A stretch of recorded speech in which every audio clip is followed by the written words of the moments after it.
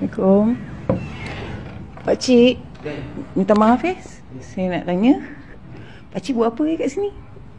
Pakcik buat apa? Saya mayang sunat semua sekali tiba saya balik. Pakcik penduduk sini ke? Tak. Saya duduk dekat taman tu. Minta maaf lah Oh, tak boleh? Tak boleh. Sebab kita ada kes kecurian semalam. Kita ada kes kecurian. Jadi sebenarnya lepas solat subuh tu, pakcik boleh ni lah. Baru-baru ini, tular satu video yang menunjukkan seorang lelaki tua dipercayai dihalau dari sebuah musola. Minta maaf Ramai netizen meluahkan rasa kecewa. pakcik buat apa kat sini? Tapi adakah kita tahu Pakcik cerita buat apa? sebenar? Saya Video ini dipercayai dirakam di kawasan halaman 11, Bandar Rimbayu, bukan pakcik Surau penduduk Al-Jannah. sini ke? tak. Saya duduk dekat taman tu. Minta maaf lah Oh, tak boleh? Tak boleh. Sebab kita ada kes kecurian semalam. Kita ada kes kecurian. Jadi sebenarnya lepas solat subuh tu, pakcik boleh ni lah. Saya apa hukuman ni?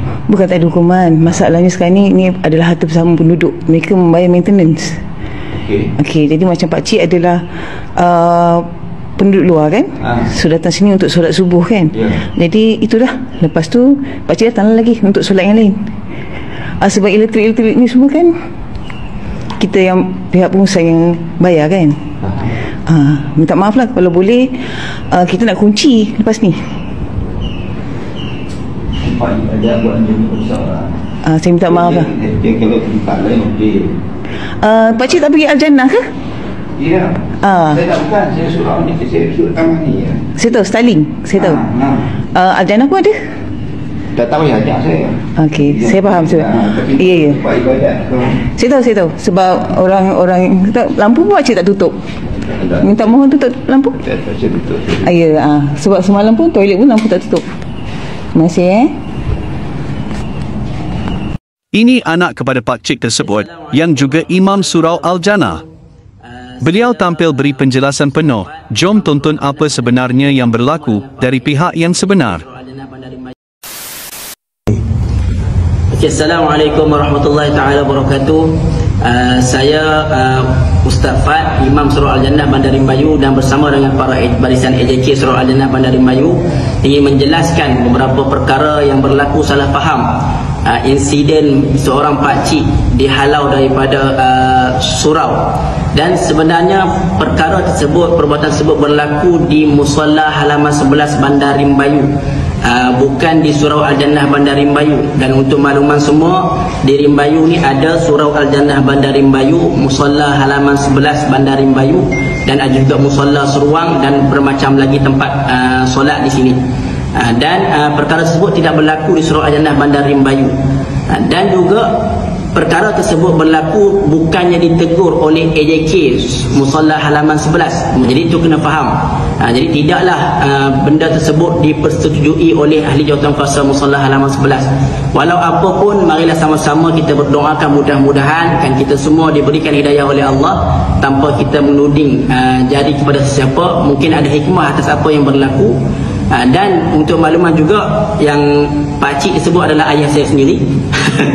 Jadi saya harap tidaklah berlaku kecaman dan salah faham dengan dalam perkara tersebut.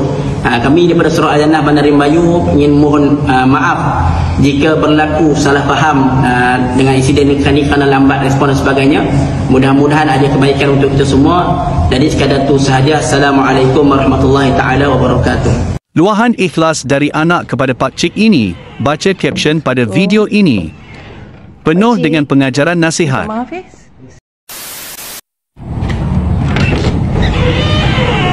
Assalamualaikum. Pakcik, minta maaf saya nak tanya, pakcik buat apa kat sini? Pakcik buat apa? Saya mayang sunat semua sekali tiba saya balik. Pakcik penduduk sini ke? Tak. Saya duduk dekat taman tu. Minta maaf lah Oh, tak boleh? Tak boleh. Sebab kita ada kes kecurian semalam. Kita ada kes kecurian. Jadi sebenarnya lepas solat subuh tu, pakcik boleh ni lah.